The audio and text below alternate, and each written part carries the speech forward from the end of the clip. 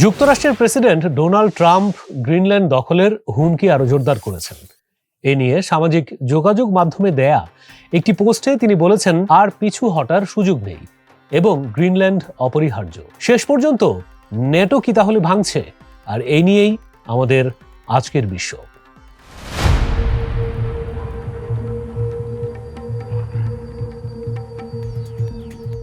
Greenland কেন এত বড় বিষয়?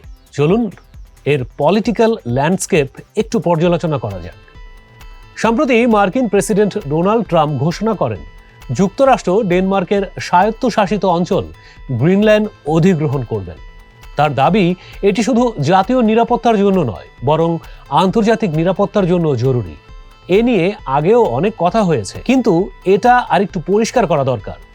গ্রিনল্যান্ড ডেনমার্কের একটি স্বায়ত্তশাসিত অঞ্চল এবং ডেনমার্ক ও যুক্তরাষ্ট্র দু দেশই ন্যাটোর সদস্য। ন্যাটোর আর্টিকেল 5 অনুযায়ী ন্যাটোভুক্ত কোনো দেশ যদি আক্রান্ত হয়, তাহলে ধরে নেওয়া হবে সব দেশ আক্রান্ত হয়েছে এবং সব দেশ আক্রান্ত দেশের হয়ে যুদ্ধে ঝাঁপিয়ে পড়বে।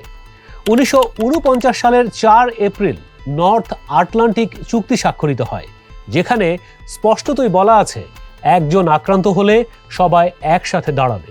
অর্থাৎ যুক্তরাষ্ট্র যদি জোর করে গ্রিনল্যান্ড দখল করে, তাহলে আইনগতভাবে তুরস্ক, জার্মানি, কানাডা, ফ্রান্স, যুক্তরাজ্য, এমনকি পোল্যান্ডও যুক্তরাষ্ট্রের বিরুদ্ধে যুদ্ধে নামতে হবে। মূলত মিত্র শক্তিদের সবাই আমেরিকার বিরুদ্ধে লড়তে হবে। দেখতে গ্রিনল্যান্ড একটি বরফে ঢাকা জনশূন্য এলাকা। এর জিডিপি মাত্র 3.3 বিলিয়ন। ডেনমার্কের আর্থিক সহায়তা ছাড়া এর অর্থনীতি এক রাতেই ভেঙে পড়তে পারে। এটি পৃথিবীর সবচেয়ে বড় দ্বীপ হলেও জনসংখ্যা মাত্র 50,000-এর খানিকটা অধিক। গ্রিনল্যান্ডের অর্থনীতি মূলত দুটি বিষয়ের উপর নির্ভরশীল: 1, মাছ রপ্তানি ও 2, ডেনমার্ক সরকারের বার্ষিক সহায়তা।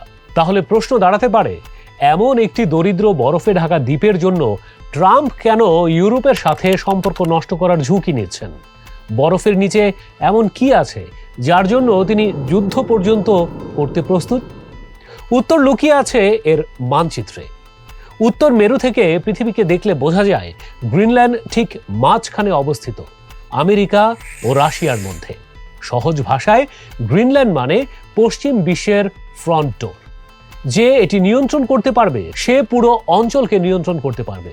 শত বছরের বেশি সময় ধরে বৈশ্বিক বাণিজ্য আটকে আছে দুটি চেক পয়েন্টে, পানামা ক্যানেল ও সুয়েজ ক্যানেল। এই পথগুলো বন্ধ হলেই বিশ্ব অর্থনীতি স্থবির হয়ে পড়ে। ইতিহাসে একসময় মিশর সুয়েজ খাল 8 বছর বন্ধ রেখেছিল, ফলে জাহাজগুলোকে পুরো আফ্রিকা ঘুরে ইউরোপ যেতে হয়েছিল। কিন্তু গ্রিনল্যান্ড একটি তৃতীয় বিকল্প খুলে দেয়, আর তা হলো নর্থ ওয়েস্ট প্যাসেজ। লন্ডন থেকে টোকিও যেতে পানামা হয়ে অতিক্রম করা লাগে প্রায় 23,000 কিলোমিটার, সুয়েজ হয়ে সেটি 21,000 কিলোমিটার, কিন্তু নর্থ ওয়েস্ট প্যাসেজ দিয়ে 16,000 কিলোমিটার, অর্থাৎ 7,000 কিলোমিটার কম। প্রায় 2 সপ্তাহের সময় সাশ্রয়, কোটি কোটি ডলার বাঁচানো যায়। এই পথের প্রবেশদ্বারে বাফিন বে এবং ড্যাভিস স্ট্রেট, যার পাশেই গ্রিনল্যান্ড। তাই গ্রিনল্যান্ড নিয়ন্ত্রণ মানে ভবিষ্যতের বৈশ্বিক বাণিজ্যের টোল বুথ নিজের হাতে রাখা। ওয়ার্ল্ডের সব থেকে কৌশলগত শিপিং রুট তখন আমেরিকার হাতে। এই সুযোগ কে হাতছাড়া করবে বলুন? এবার আসা যাক দ্বিতীয় কারণে।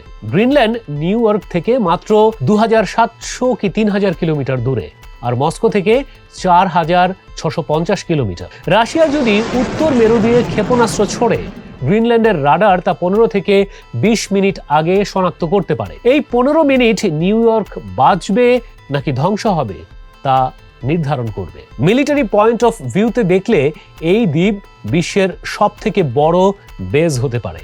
আরেকটি কারণ, তা হলো ইউএস জিওলজিক্যাল সার্ভে।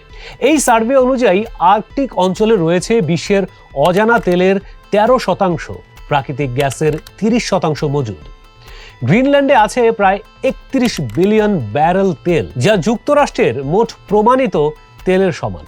এছাড়া আছে 6.6 million ton rare earth element, যা ইভি গাড়ি, F-35 জেটের জন্য অপরিহার্য। প্রায় 85 মিলিয়ন টন জিঙ্ক ও সীসা, 1 থেকে 2 বিলিয়ন টন লোহা, 593 মিলিয়ন পাউন্ড ইউরেনিয়াম, রুবি ও সালফার। মোট প্রায় $4.4 ট্রিলিয়ন সম্পদ লুকিয়ে আছে এই বরফের নিচে, যা অনেক G20 ভুক্ত দেশের জিডিপির চাইতেও বেশি। তাহলে গ্রিনল্যান্ড এত গরিব কেন?